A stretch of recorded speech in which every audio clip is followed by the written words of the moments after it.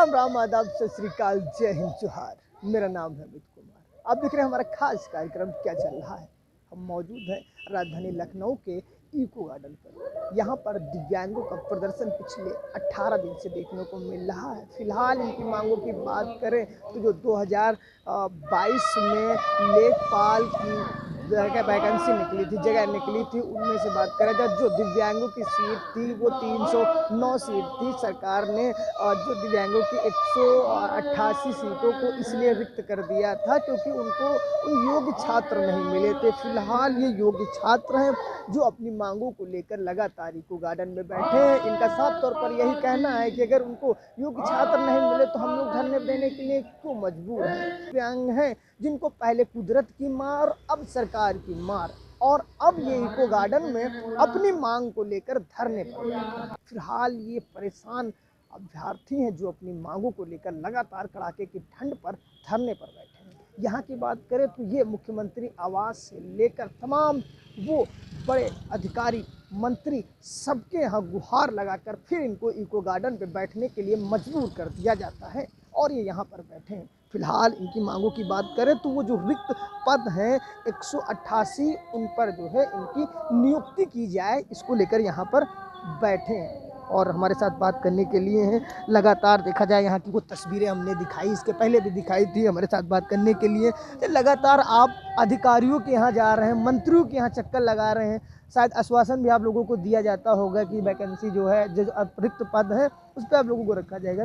क्यों इतने दिन से देरी की जा रही है? आप लोगों को इधर से उधर बैठा घुमाया जा रहा है। कहाँ के रहने वाले हैं आप? और लखनऊ में प्रदर्शन, यहाँ पर वैसी व्यवस्थाएं भी नहीं, आप लोगों के पास नौकरी रोजगार नहीं, खाने पीने के भी लारे लगे हैं, और यहाँ रहना खाना किस तरह से चल रहा है?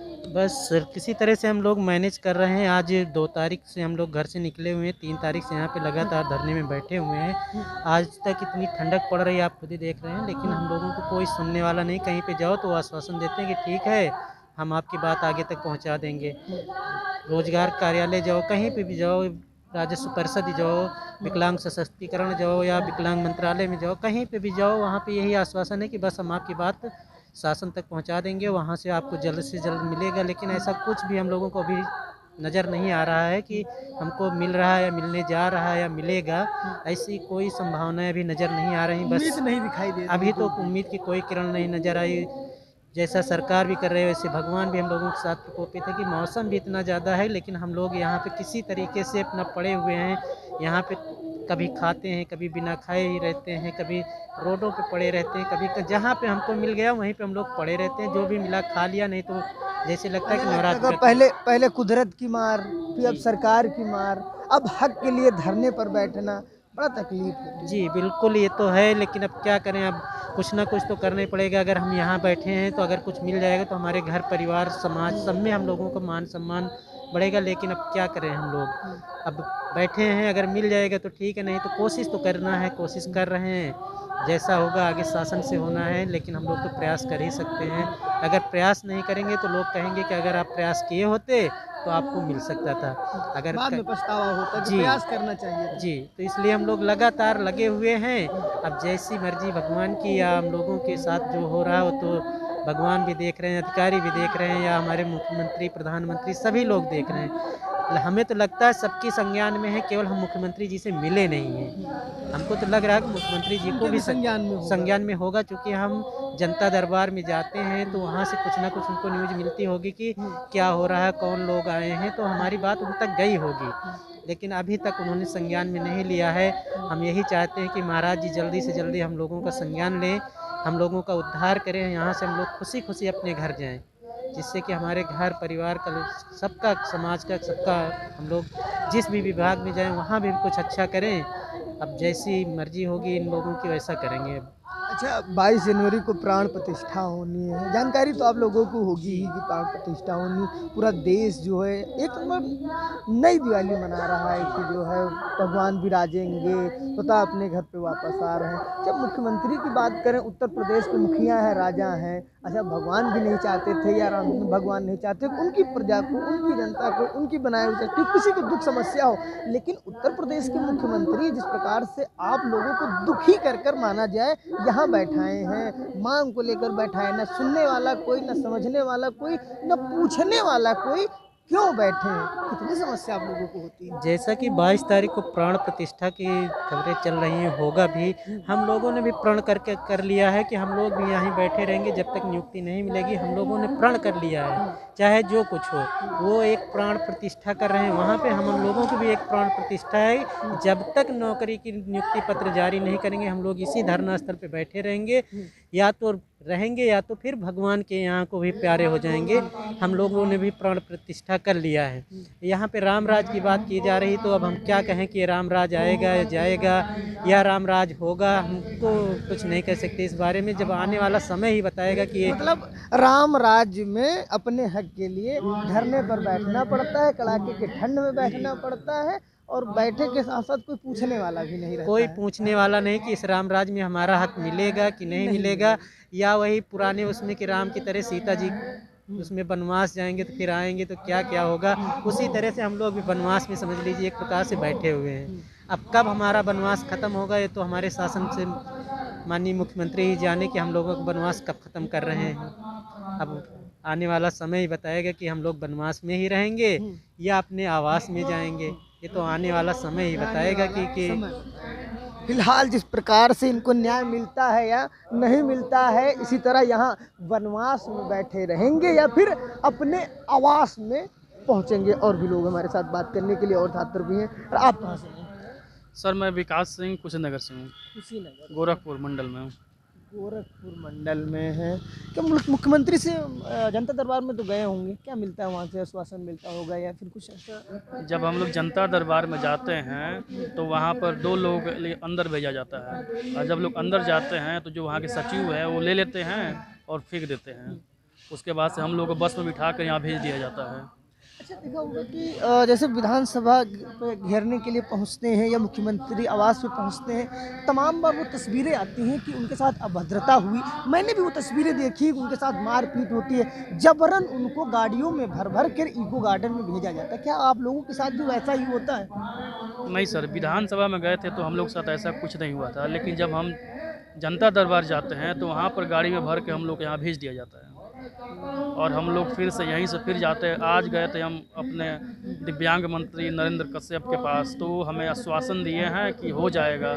और जब हम उनके कहे अनुसार वहाँ पर गए जहाँ पर दिव्यांगों के लिए न्यायालय हैं, तो वहाँ पर कह रहे हैं कि अभी आपका केस चल रहा है, जब तक आपका केस कंप्लीट नहीं होगा तब तक कुछ नहीं हो सकता है। और उसके बाद से देखो क्या होता है। हम लोग दौड़ते दौड़ते थक चुके हैं।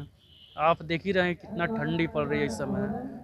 उसके बाद भी हम लोग इस समय पीपल के नीचे बैठे हुए हैं, और ना सरकार देख रही है और ना वहाँ के अधिकारी देख रहे हैं। मतलब पीपल के वृक्ष के नीचे बैठकर तपस्या चल रही है। तपस्या से कम थोड़ी है। यहाँ पे हम लोग खाए पिए कभी एक टाइम खाते हैं, कभी वो भी नहीं खाते हैं, भूखे रह जाते हैं, फिर भी हम लोग यहाँ पर बैठे हुए हैं। आप तो देख ही सकते हैं ना कि हमारे कितने साथी आते हैं जाते हैं, बैठे रहते हैं हमेशा। कई साथी हमारे यहाँ बीमार पड़ चुके हैं, एक साथी की मौत हो गई है, आपने वहाँ पे देखा होगा। फिर भी सरकार सुनने को तैयार नहीं है, लेकिन हमें अपने योगी बाबा पर पूरा विश्वास है कि जब वो सुनेंगे तो हमारे साथ न्याय होगा। मतलब देखते हैं कि हर कोई कहता है कि हमें योगी आदित्य पर भरोसा है कि हमको न्याय मिलेगा। धरना स्थल पे हम भी बैठे हैं, आते हैं यहाँ की खबर दिखाते हैं। धरना स्थल की बात करें, कोई 6 साल से न्याय के इंतज़ार में है, कोई 580 दिन से न्याय के इंतज़ार में है, और आप भी 18 दिन से न्याय के इंतज़ार में हैं। अगर मुख्यमंत्री न्याय ही आप लोगों के साथ कर देते या अपनी जनता के साथ न्याय कर देते, आपके साथ न्याय कर देते, या फिर न्याय पुरुष भी उनको कहते हैं, योगी हैं, या फिर तमाम ऐसी बातें आती, अगर इतनी ही न्याय कर देते तो आपको जो है इस हालत में इको गार्डन में धरने पर बैठने के लिए मजबूर न करते, पहले ही आपके साथ न्याय हो जाता। क्योंकि भर्ती 2022 की है। सर हम लोग 18 दिन से बैठे हुए हैं और योगी बाबा पर पूरा भरोसा है। अब उन न्याय क्यों नहीं कर रहे हैं? हो सकता है कि उनके पास सूचना न जाती हो, या फिर वही हमारे राजा हैं। अब हम उन पर विश्वास नहीं करेंगे तो फिर कहाँ जाएंगे? जो करेंगे वही करेंगे, या तो हमारे साथ न्याय करेंगे या अन्याय करेंगे। ये दोनों में से कोई एक कर सकते हैं। हम लोग उन पर भरोसा ही कर सकते हैं, और पहले भी उन पर भरोसा था, आज भी हमें उन पर पूरा भरोसा है। हो सकता है कि जो हम लोग जाते हैं जनता दरबार में तो वहाँ का जो अधिकारी है उनके पास वो खबर ना पहुँचाती हो। फिलहाल न्याय के इंतजार में 18 दिन इको गार्डन में धरने के लिए बैठने के लिए मजबूर हो चुके हैं। हमारे साथ बात करने के लिए और भी लोग हैं और भी चाहते हैं। सर, आप कहाँ से आए? मैं सर आजमगढ़ से आया हूँ। मेरा नाम अजीत कुमार है। ये हमारी भर्ती 2022 में निकली थी और हम लोगों से फार्म भरवाया गया, एडमिट कार्ड जारी किया गया, कट ऑफ निकाली गई, डीवी कराया गया, सब कुछ कराया गया। उसके बाद हमें निकाल दिया गया इसमें से। क्यों ऐसा क्यों हुआ? क्या योग्य नहीं थे आप लोग, उस लायक नहीं थे? हमारी कैटेगरी को एक साजिश के तहत यहाँ बाहर कर दिया गया, जबकि यही कैटेगरी जो है ओएच कैटेगरी में जो हाथ पैर के विकलांग हैं उन्हें हर राज्य में राजस्थान, मध्य प्रदेश, उत्तराखंड में लिया जा रहा है। और हम लोग जगह जगह ठोकरें खा रहे हैं, जगह जगह अधिकारियों से मिल रहे हैं। अधिकारी सिर्फ सुनते हैं, एक कान से सुनते हैं, दूसरे कान से निकाल देते हैं। अच्छा, एक चीज और पता चला है कि जब आपने फॉर्म सबमिट किया था या भरा था तो उसमें था कि आप लोग जो ओएच कैटेगरी वाले हैं उसमें आप लोगों की जगह नहीं थी। बता रहे थे कि सॉफ्टवेयर या वेबसाइट अपडेट नहीं हुई थी, इसलिए दिक्कत आई। ऐसा कुछ हुआ था क्या? भाई, ये देश संविधान से चलता है। जो संविधान हर राज्य में है, हर राज्य में हमारी कैटेगरी है, इस राज्य में हमारी कैटेगरी क्यों नहीं है? सीधी सी बात है कि हर राज्य में अलग अलग है। जैसे जो प्राकृतिक न्याय है वो तो ये कहता है कि अगर हम एक राज्य में योग्य हैं तो सब राज्य में योग्य हैं। आखिर उत्तर प्रदेश में क्यों हमें बाहर कर दिया गया है? ये तो इन अधिकारियों का निकम्मापन है। ये अपना ऊंची पोस्ट पे पहुंच गए हैं तो दूसरे आदमी को कीड़ा मकोड़ा समझते हैं। राजा बन जाने के बाद आदमी को जमीन पे देखना चाहिए और सोचना चाहिए कि इन्हीं के वोटों से हम राजा बने हैं। 2% विकलांग है और उनके साथ हर आदमी के साथ 3-3, 4-4 वोट जुड़ा है। अगर इसी तरह हमारी उपेक्षा होगी तो हम भी आगे के लिए सोचेंगे भाई अपने लिए। हर आदमी अपने बेहतर के लिए सोचता है। जब हमारे लिए कुछ है ही नहीं तो हमें गोली मार दो, खत्म कर दो, आरक्षण खत्म कर दो। क्या जरूरत है आरक्षण की भाई? ये ड्रामा करने की क्या जरूरत है? हमने आरक्षण 4% का जब लेना ही नहीं, किसी को सीटें बचाए रखनी है तो फिर क्या जरूरत है आरक्षण की? कोई जरूरत ही नहीं है। कहानी खत्म कीजिए। क्यों हम आप रोज चक्कर काटे? हमें जगह जगह बुलाया जाता है, पैसे खर्च करके जाते हैं, तभी नहीं 3 साल हमारे कौन बर्बाद हुए? कौन देगा उसका मुआवजा? भाई ने डीवी के लिए नहीं बुलाना चाहिए। 3 साल का हमारा मुआवजा देते, हम छोड़ देते हैं। चलिए 3 साल से लगाए ना, हमारा 3 साल का मुआवजा दे दीजिए हमारा। क्यों बेवकूफ बनाया गया भाई हमें? हम बेवकूफ है? अधिकारी तो समझदार है तुम्हारे। सीधी सी बात है, सरकार अधिकारी सरकार को बताना नहीं चाहते, सरकार सुनना नहीं चाहती। जो जिस हाल में है उस हाल में पड़ा रहे, कोई मतलब नहीं है। सिर्फ वोट दे और भूल जाए। अच्छा, इको गार्डन का भी आप स्थिति के बारे में देखते ही होंगे। अच्छा, ऐसे बंदेज में आप लोगों को धरने पर बैठा दिया गया ये है। सारा अधिकारी ये सारा अधिकारियों का निकम्मापन है। ये नकारा निकम्मे अधिकारी हैं। ये इस तरह की विज्ञापन बनाते हैं कि आदमी की भर्ती उलझी रहे, भर्ती क्लियर ना हो। ये इनका निकम्मापन है। पता नहीं कहाँ से अनपढ़ गंवार इन्होंने भर्ती की है। सारी चीजें उल्टी सीधी भरते हैं ये। वरना विज्ञापन में ऐसी क्या गलती हो जाए कि आदमी बार बार धक्का खाता फिरे? इनकी समाज समझ खत्म हो गई है कि प्राकृतिक न्याय नहीं जानते क्या होता है। तो राम राज आ गया है, राम राज आ गया है। राम राज्य तो तब आएगा जब इन अधिकारियों की बुद्धि खुलेगी। इनकी बुद्धि बंद हो गई है पैसे की आड़ में। जब जब पाप की सफाई होगी तब राम राज्य आएगा। जब आदमी सही तरीके से सोचने लगेगा, एक आदमी की तरह सोचने लगेगा, एक आदमी की तरह सोचने लगेगा, तब राम राज्य आ जाएगा। जब आदमी ये सोचेगा मैं शासक हूं और ये साले कीड़े मकोड़े हैं, तब तक राम राज्य नहीं आने वाला। राम राज्य तभी आएगा जब आप एक आदमी की तरह सोचेंगे। और ये अधिकारी आम आदमी की तरह सोचने को तैयार नहीं है। मतलब राम राज्य में जो है दर दर भटकाया जा रहा है। दर दर हम भटक रहे हैं। सरकार के साथ साथ अधिकारियों का निकम्मापन भी है। ये इसको सुनना नहीं चाहते हैं। बस इनके पास जाओ, झूठे आश्वासन देंगे, एक कान से सुनेंगे, दूसरे कान से निकाल देंगे। जब कोई मर जाएगा तब भागदौड़ शुरू होती है इनकी सारे। और हमें ऐसा लगता है जो लेखपाल विभाग में चोर लेखपाल बैठे हैं, इनसे विकलांग जो कम काबिल है, इन्हें लगता है। मतलब पहले प्राकृतिक की मार, अब सरकार की मार, अधिकारियों की मार, अब दर दर भटको। वो तो है ही है। हम कष्ट झेल ही रहे हैं। हम लोग पैसा खर्च कर रहे हैं, सब कुछ कर रहे हैं। इनका कोई मुआवजा हमारा तो है नहीं। हमसे वोट देने के लिए समाज का हिस्सा है क्या? वोट लो और भूल जाओ, बस हमारा जिंदाबाद नारे लगाओ हमारे। भाई जब तक ये अधिकारी नहीं सुधरेंगे तब तक आम प्रजा की हालत नहीं सुधरेगी। और सबसे सच्चाई ये है, चाहे वो कोई भी विभाग हो, सरकारी अधिकारी बनने के बाद वो कर्मचारी अपने आप को मालिक समझने लग जाता है। तो बताते तो भ्रष्टाचार खत्म कर दिया जब से हमारी सरकार आई है। भ्रष्टाचार पे कार्रवाई तब होती है जब कोई बहुत बड़ा हादसा हो जाता है, उससे पहले कोई कार्रवाई नहीं होती। विकास दुबे जब इतना बड़ा माफिया बन गया तब किसी ने उसे नहीं पकड़ा। जब वो माफिया बन गया तब 17 आदमी सस्पेंड कर दिए, मारे गए, वो 8 पुलिस वालों को मार दिया। जब तक कोई बड़ा कांड नहीं होता तब तक कुछ पता नहीं चलता, सब होता रहता है। मतलब सरकार के तब तक आँख कान नहीं खुलते। जब ऊपर से नीचे तक घूस जा रही है तो खून आँख कान कहाँ खुलेंगे? ये अधिकारी ही घूस लेने वाले हैं, ऊपर का अधिकारी नीचे वाले अधिकारी से घूस लेवाता है। क्या आपके साथ कभी ऐसा हुआ है कि अधिकारी के पास गए, उन्होंने कुछ बात किया हो कि जो है हमको दीजिए और हम देख लेंगे, हो जाएगा, ऐसा हुआ हो? बिल्कुल होता है, क्यों नहीं होता। आप तहसील पे जाइए, वो सीधे आपसे कहेगा। आपकी भर्ती के लेकर हम बात करें। भर्ती के लिए हमारे साथ ऐसा कोई हादसा नहीं हुआ, किसी ने पैसा नहीं मांगा कभी। मगर तहसील वसील पे आमतौर पे आप एक मुकदमे के लिए जाइए, वो कहेगा बगैर नोटिस भेजे आप आपका मामला वो करवा देंगे, आदेश करवा देंगे। तो भ्रष्टाचार चल रहा है। बिल्कुल चल रहा है। कैसा पैसा जाएगा ऊपर से नीचे तक, आपको कुछ कोई कार्रवाई करने की जरूरत नहीं है भाई। ये जो वकील और ये वकील करवाते हैं वकील सीधे कहाँ तक ऊपर तक घूस पहुंचा रहे हैं। सच्चाई ये है कि अधिकारी खुद घूस नहीं ले रहा, बल्कि उन्होंने एजेंट नियुक्त किए हुए हैं। वो एजेंट ऊपर तक घूस पहुंचाते हैं। भाई हमने कहा हमारे बस की नहीं है, हम आपको जो कानूनी कार्रवाई हो तरीके से हो, चाहे हमारा हो चाहे ना हो, हम घूस दे अपना काम नहीं करवाएंगे भाई। चाहे मरना है तो इसी तरह मर जाओ, घूस दे के अपना काम नहीं करवाना। हमसे किसी ने कभी भर्ती के नाम पे कोई घूस नहीं मांगी, झूठ नहीं बोलेंगे। भर्ती के नाम पर किसी ने घूस नहीं मानी। हमारे साथ और भी अभ्यर्थी, इनसे बात करते हैं। काहे लिए राम राज्य में धरने देने के लिए मजबूर हो रहे हैं? क्या सरकार न्याय नहीं कर रही है आप लोगों के साथ? अगर न्याय हो जाता तो हम यहाँ क्यों बैठते? अब तक हम भी लेखपाल बन गए होते,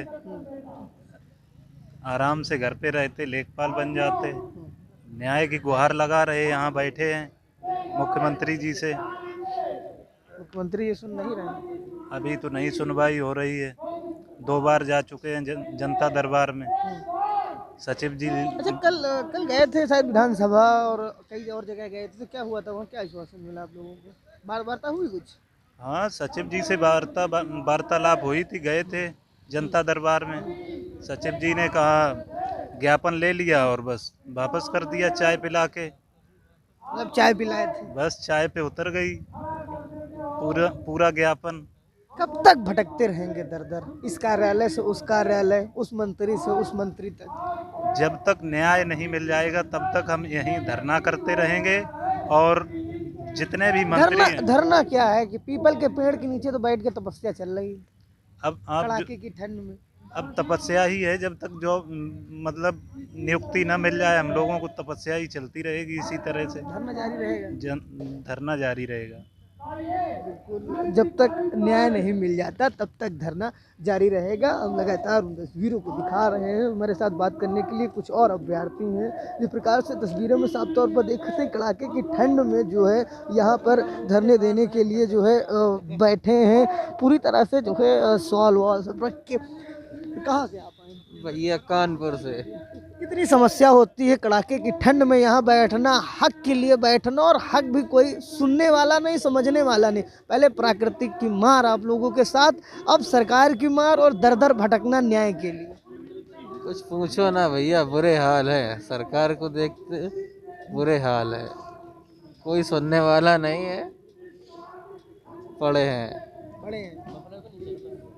कब तक पड़े रहेंगे? जब तक नहीं सुनेगी सरकार तब तक पड़े रहेंगे। जब तक नहीं सुनेगी तब तक पड़े रहेंगे। बिल्कुल भैया, प्रदर्शन जारी रहेगा। बिल्कुल। अभी तो सामान्य तरीके से हो रहा है, फिर भैया 1-2 यहीं से मरना शुरू करेंगे। और क्या, आमरण अनशन तो पहले से कर रखा है लोगों ने जी। अब सचिन भैया से पूछ लीजिए। बिल्कुल। और अभ्यर्थी हमारे साथ बात करने के लिए। सर, राम राज्य आ गया, 22 जनवरी को प्राण प्रतिष्ठा हो रही, प्रभु श्री राम फिर अपने घर में वापस हो रहे हैं। तमाम तस्वीरें भी आ रही होंगी लगातार। और एक उत्तर प्रदेश के जो है दिव्यांग अभ्यर्थी हैं, जो अपने हक के लिए लगातार 18 दिन से धरने पर बैठे हैं। सरकार भी सुनने वाली नहीं, अधिकारी भी सुनने वाले नहीं। और आपका धरना कब तक जारी रहेगा इसी तरह? सर, मेरा नाम सचिन कुमार है। मैं हापुड़ से आया हूँ।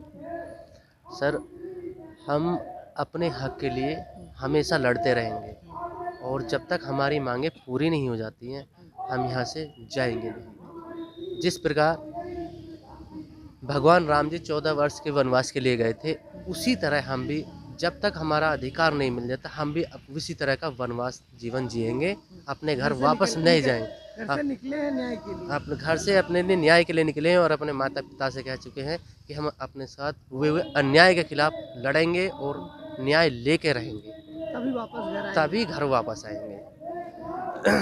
हमारी माननीय योगी जी से भी यही रिक्वेस्ट है कि आप हमारी बात को सुने और इस पर विचार करें, और अधिकारी गणों से भी है हमारी यही गुजारिश है कि हमारी बात को योगी सरकार तक पहुंचाएं और उस पर विचार करें, हम लोगों को न्याय दिलाए। हमने कोई सर गलती नहीं किया है कि हमने पेपर क्वालिफाई किया है, डॉक्यूमेंट वेरिफिकेशन किया है, हमने किसी से भीख नहीं मांग रहे, हम अपना हक मांग रहे। हमें हमारा हक दे दीजिए और बस हम इसी से यहीं पर जिस दिन हमें अपना हक मिल जाएगा उस दिन अपने घर लौट जाएगा। बिल्कुल, जिस प्रकार से इनका साफ तौर पर यही कहना है, जिस प्रकार से प्रभु श्री राम ने 14 वर्ष वनवास काटा था और हम भी जब तक न्याय नहीं मिल जाता है तब तक इसी इको गार्डन पे धरने के लिए बैठे रहेंगे जब तक न्याय नहीं मिल जाता है। फिलहाल सरकार के साथ न्याय करती है या नहीं करती, ये सबसे बड़ा सवाल है।